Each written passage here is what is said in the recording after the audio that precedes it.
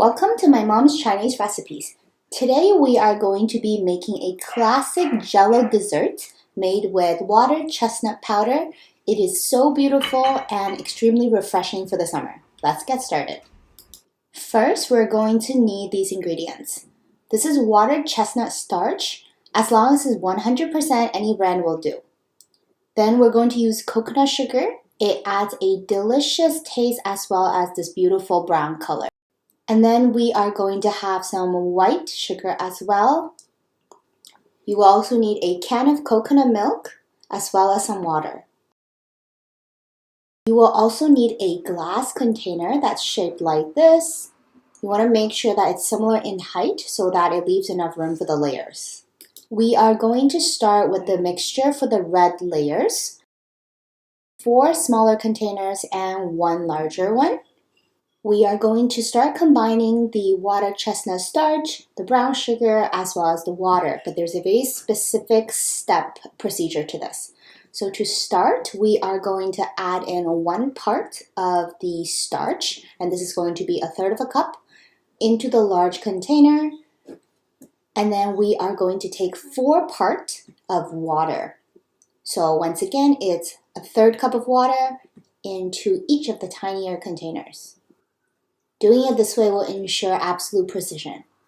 Now we're going to add 2 parts of the liquid into the starch. Give it a really good mix so that it's fully dissolved. And then we're going to sift it so that there's no remaining particles. And then for the next step, we are going to prepare the sugar mixture.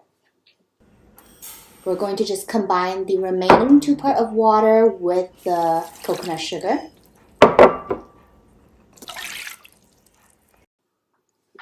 Bring it to a rolling boil.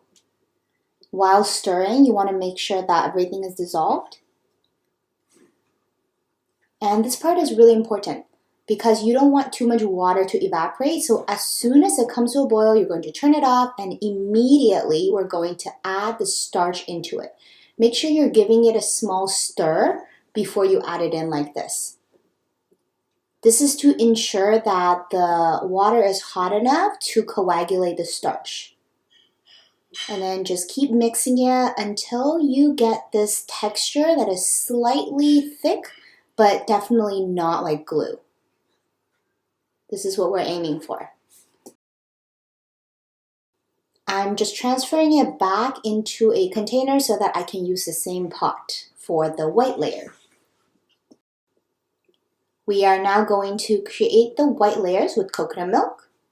The steps is very similar but slightly different in terms of the ingredients and the portions. So we are now going to have 2 parts water and 2 parts coconut milk. And we will also have our water chestnut starch as well as our white sugar. Make sure that you are following the measurement precisely.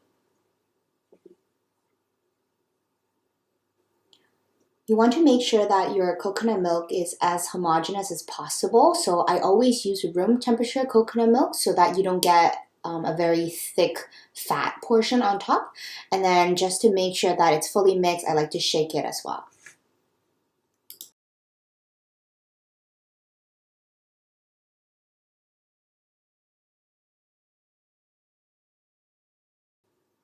We are going to repeat the steps as before. Add in our 2 parts of water into 1 part of chestnut starch. Give it a good stir as before. And we are going to sift this as well. Press it down with the back of a spoon so that we can get as much liquid out as possible.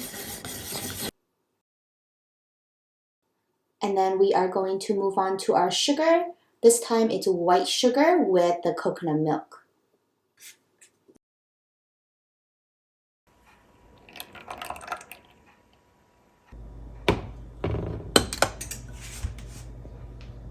Once again, we're going to bring it to a rolling boil. And as soon as that happens, we are going to turn off the heat. And we are going to add the previous mixture directly into the pot.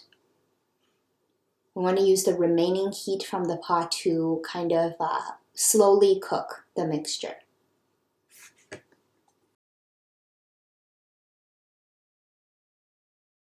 The most difficult parts are done. We now have our red layer as well as our white layer. We can now move on to the steaming stage. I have a steamer set up with my glass container, and I'm just going to bring the water to a boil, and at this point the steamer is hot enough to use. Starting with the red layer, we are going to ladle and steam this for 4 minutes on medium-high heat. The key is to make sure that we're using the same measuring cup each time for each layer.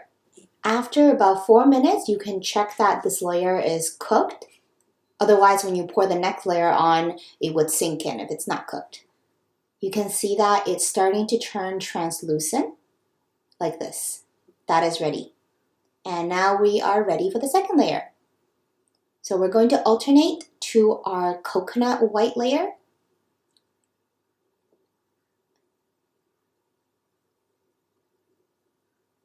Once again, we are going to cover the lid and steam it for another 4 minutes. Because this dessert has many layers, you want to make sure that you have enough water at the bottom of your steamer pot. It's very easy to burn the pot when there's not enough water. And if you happen to run out of water, make sure that you refill it very quickly with boiled water, not cold water. This step can be a little bit demanding, so make sure that you are by the stove waiting. I made about 8 layers, so this took about 32 minutes, since each layer was exactly 4 minutes.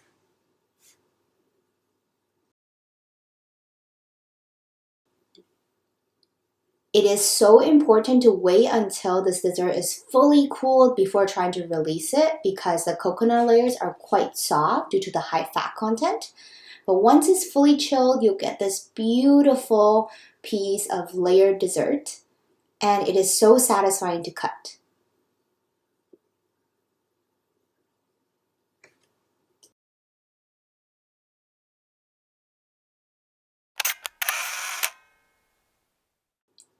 So to summarize, there are only 2 main things you have to pay attention to make this dessert successfully.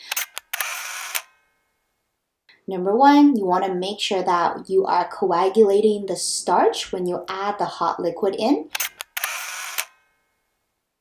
And secondly, you want to make sure that your portions are precise so that you get very even layers.